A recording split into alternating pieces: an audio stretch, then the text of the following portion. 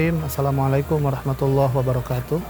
Alhamdulillahi ala tanzilih, wassalatu wassalamu ala rasulih, Sayyidina Muhammad wa ashabihi wa alih.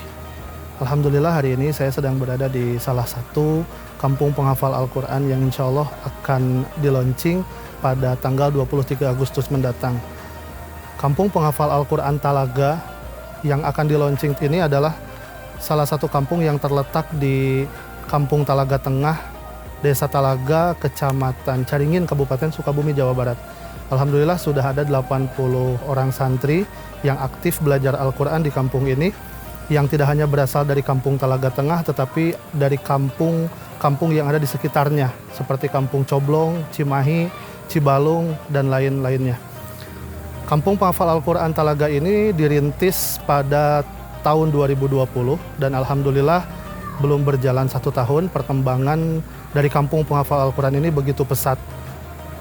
Di kampung penghafal Al-Quran ini pusat pembelajaran dilaksanakan di pesantren Salaful Huda, yang mana pesantren ini adalah pesantren yang menjadi pusat kegiatan belajar santri di kampung penghafal Al-Quran. Alhamdulillah kampung penghafal Al-Quran Talaga sudah menjalankan program tahsin maupun tahfidz, yang mana program ini kami namakan program Bina Ruhiyah. Dalam program ini, tahfidz Al-Quran yang digunakan di kampung penghafal Al-Quran Talaga ini yaitu menggunakan metode mutkin dan mushaf mutkin sebagai acuannya.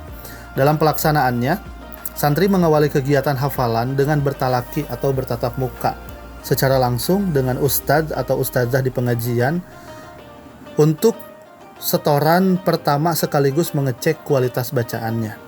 Setelah dianggap layak, santri kemudian diperbolehkan melanjutkan hafalan ke bagian berikutnya. Tapi, jika masih didapati kekeliruan, maka pembimbing akan meminta santri untuk memperbaiki atau bahkan mengulang kembali bacaan dan hafalannya secara keseluruhan. Nah, setelah talaki, santri kemudian menyetorkan hafalan kepada orang tuanya atau keluarganya yang lain di rumah. Santri mengulang hafalannya dan disimak oleh keluarganya. Kegiatan ini diulang beberapa kali dalam 24 jam sampai hafalannya betul-betul kuat atau mutkin. Nah, inilah yang membedakan metode tahfidz yang dijalankan di kampung penghafal Al-Quran dengan metode-metode tahfidz yang lainnya.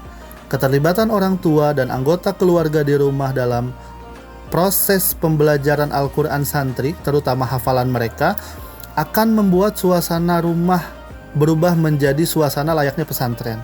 Bisa kita bayangkan seorang anak menyetorkan hafalan kepada ibunya, kepada ayahnya, kemudian seorang suami menyetorkan kepada istrinya atau istri kepada suaminya.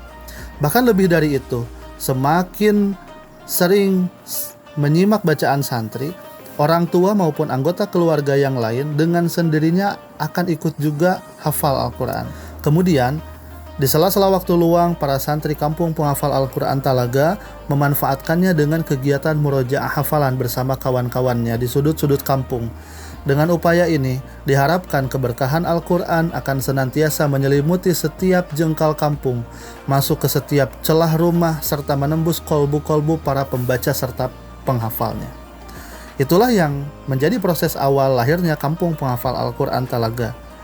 Insya Allah bersama kampung penghafal Al-Quran, kampung suasana pesantren seperti pesantren di kampung sendiri.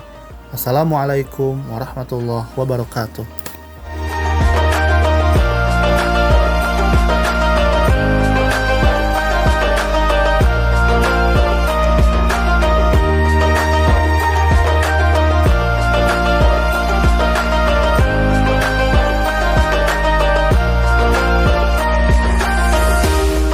Mari bersama kampung penghafal Al-Quran kita wujudkan desa Talaga yang lebih baik, bermartabat, dan religius dalam menyiapkan generasi bangsa yang berkarakter dan berakhlak mulia. Kampung penghafal Al-Quran Talaga, kampung suasana pesantren, pesantren di kampung sendiri.